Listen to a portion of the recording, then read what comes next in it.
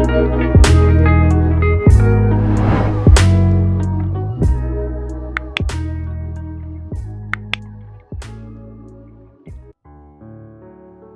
Everyone, আসসালামু আলাইকুম। Cooking স্টুডিওর আজকের আয়োজনে আপনাদের সবাইকে ওয়েলকাম জানাচ্ছি।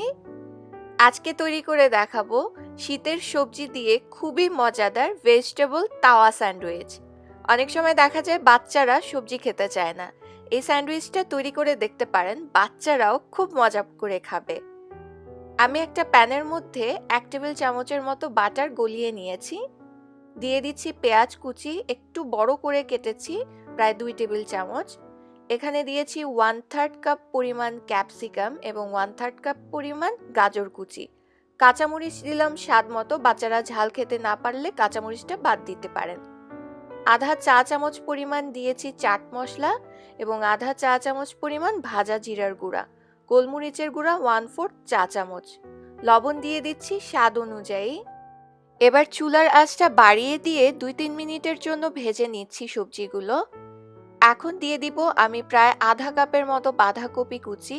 আপনারা চাইলে পছন্দের অন্য যে কোনো সবজি ব্যবহার করতে পারেন, তবে এমন টাইপের সবজি ব্যবহার করবেন যেটা খুব চটজলদি সিদ্ধ হয়ে যায়। আমি আরও 2-3 মিনিট ভেজে এবার চুলা থেকে নামিয়ে নিব। সবজিগুলোর রং চেঞ্জ হতে দেয়া যাবে না।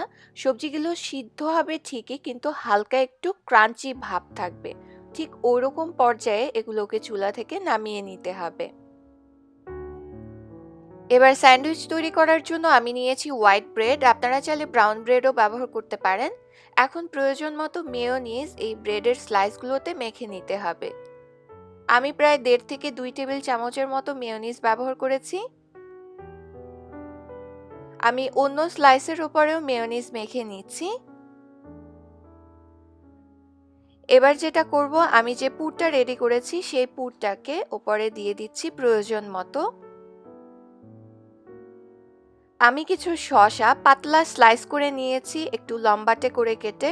আপনারা এই পর্যায়ে শসার সাথে টমেটো স্লাইসও ব্যবহার করতে পারেন। এবার চিজ স্লাইস দিয়ে দিচ্ছি। আপনারা কিন্তু চাইলে 2টা চিজ স্লাইসও ব্যবহার করতে পারেন। চিজ স্লাইস দিলে স্যান্ডউইচটা খেতে অনেক মজার হয়। এখন এটাকে তাওয়াতে গ্রিল করতে হবে। আমি গ্রিল প্যান ব্যবহার করছি এবং সেটায় বাটার মেল্ট করে তারপরে স্যান্ডউইচটাকে গ্রিল করে নিচ্ছি। আপনারা চাইলে রেগুলার যে তাওয়া, সেই তাওয়াতেও এটাকে গ্রিল করে নিতে পারেন।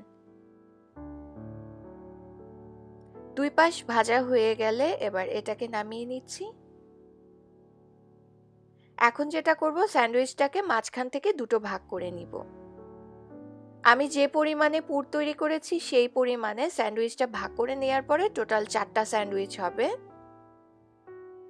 আশা করছি আজকের এই সহজ ভেজিটেবল তাওয়া স্যান্ডউইচটা আপনাদের ভালো লেগেছে। বাড়িতে অবশ্যই ট্রাই করবেন, বাচ্চারাও খুব পছন্দ করবে। আজকে তাহলে বিদায় নিচ্ছি, সবাই চ্যানেলটা সাবস্ক্রাইব করে পাশেই থাকবেন। আল্লাহ হাফেজ।